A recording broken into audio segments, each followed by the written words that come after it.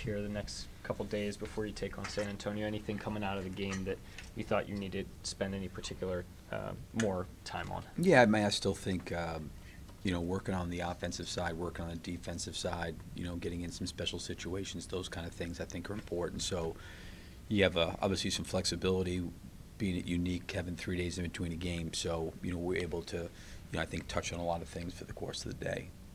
Well, I know the idea is to do everything consistently, and players will always say, we treat every game the same. But when you go into a series of games, you're going to play a San Antonio, you're going to play New Orleans in a couple of games where you're playing against teams that you really are competing with for spots, that sort of thing. Is there any kind of difference? Is there a different approach or different attitude the guys have? Not really, because I think that's what you're preparing for during the course of the year, is to be able to do that. So there's not like this thing of hey, we're going to San Antonio, then we got Denver, then we got New Orleans, and boy, we really got to be different than we've been. I think then my point would be, well, what have we been doing then?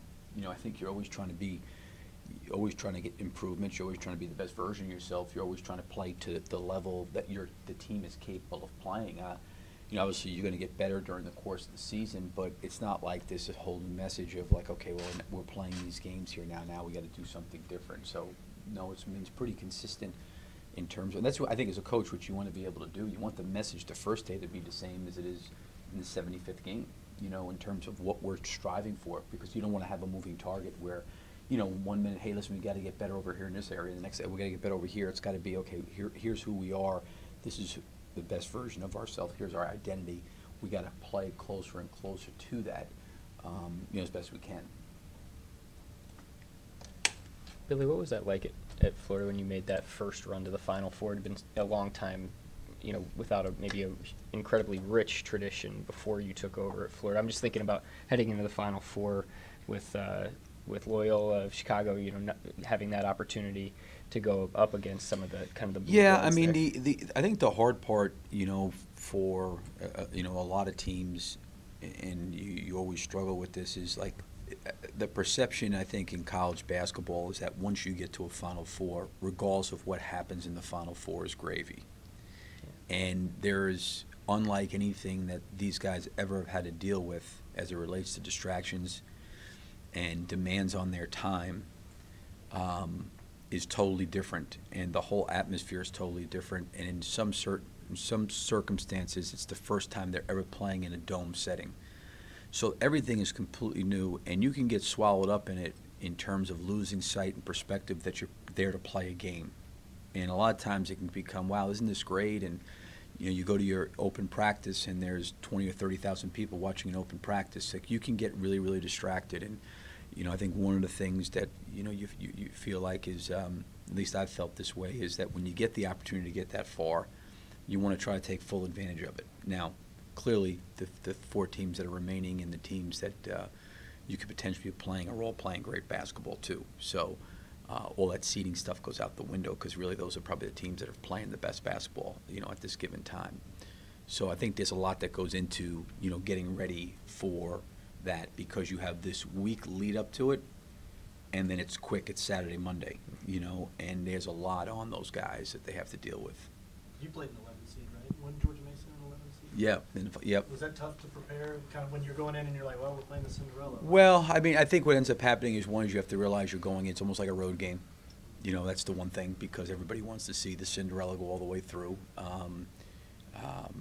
But, you got to not focus on a lot of the stuff. I think that's what happens a lot of times, is there's so many different storylines because it's a whole week lead up to it. So there's like, these two guys played together and they grew up, together, and there's all these unique stories and people that people don't know that people probably enjoy, but you still have got to get prepared to play the team that you're playing, and getting ready in the midst of all that other stuff that's going on, and the questions, because for our guys in college, the media here is so daily. There it's not. So they may have a guy or two after a game, but now all of a sudden they walk into a locker room and there's 50 reporters around. Like, that's the first time it's ever happened to them. So there's a lot of firsts for them, and there's a lot of different questions and storylines. So being able to focus on really what's important, I think, is really critical, in terms of how the team plays.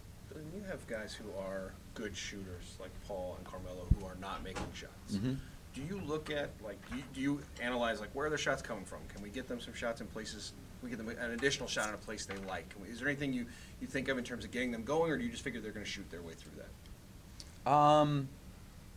You know, I do think as it relates to shooting, and especially guys that are high-level shooters, they know their shot, their game, and who they are better than everybody else. You know, and certainly you try to create an open forum and dialogue that there's something I can do to help them. But clearly, you know, coming down the stretch, and I'm not taking anything away from Portland, I thought the quality of shots that we got may have been better than Portland's quality of shots. I mean, the shot Lillard made out of the corner was a tough shot. McCollum was fouled on a 4-point play. He missed, I think, the free throw. McCollum made a really, really difficult pull-up jump shot over top of Russell. Like, those two guys made some really hard shots. Now, I thought we had some really, really decent looks that we didn't miss. I mean, we had some drives to the basket we didn't finish. We had some dump downs inside we didn't finish. We had some three-point shots we didn't finish. I'm not sitting there saying that during the course of the game that we got, you know, clearly better shots than Portland, but I'm saying clearly the last 4 minutes of the game we generated good shots. So I think for players like Paul and Carmelo and Russell, you know, even Steven rolling to the basket, you know, those guys, they know their games real well, and they know, I think, why they make and miss shots. And, you know, I think so much is just keeping yourself in a good frame of mind, you know, that the next one's going to go in and maintaining a level of confidence and going through your routine and, you know, understanding why you make shots and why you miss shots. Paul said that he's getting the same looks that he got during that stretch right before the All-Star break, that he was shooting the lights out. Are you seeing the same thing, that he's getting very similar looks even now? Yeah, I mean, I think he is. I think he's getting good shots. You know, I think our distribution's been good. I think coming out of the All-Star break, I think, you know, I think we're third in the league in generating, you know, open looks, and we've done a good job. You know, other times in the game we can do a better job of moving the ball and creating more of that, absolutely. But I think we've done a pretty good job, and I feel confident and feel good about the looks. It's not like I'm sitting there saying, geez, Paul's being guarded completely differently, or his shots that he was taking early in the year are now completely different here late in the year. I don't see that. You know, the ball hasn't gone in the basket, and, you know, he's a big-time scorer and a big-time efficient offensive player. And, you know, he's got to work himself through that. And for me, I think he was really playing really, really well up into the All-Star break in terms of his efficiency on offense. And, you know, like, I think sometimes that 5 days can break your rhythm. And, you know, we've been a lot more removed from it than just a couple games. But, you know, we're going to need him to maintain confidence and keep working and getting in the gym and getting out of that. Billy, Paul has in the past had similar streaks around this time of year. I'm sorry? Paul has had similar kind of cold streaks for various amount of games around this time of year in the past. Do you look at those and see, because he's pretty much always broken out of it at some point, whether in postseason? Yeah, I don't look at it, because I think the situation's different, teammates are different.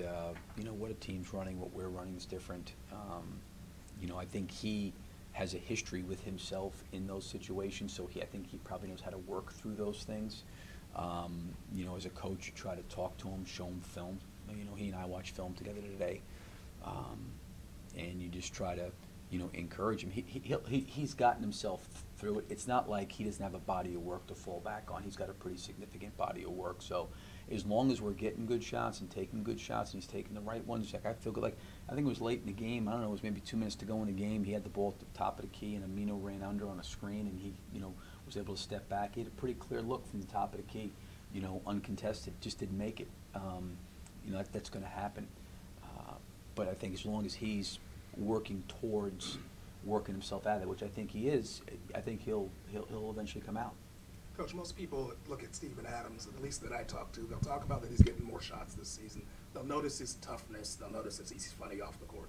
But how does his basketball IQ, that's the one thing that maybe the untrained eye doesn't notice, is the basketball IQ. How has that played into how he's improved this season? Well, I think his IQ defensively has definitely gotten better and better from the first year I was here with him to now. I mean, I can see a drastic growth.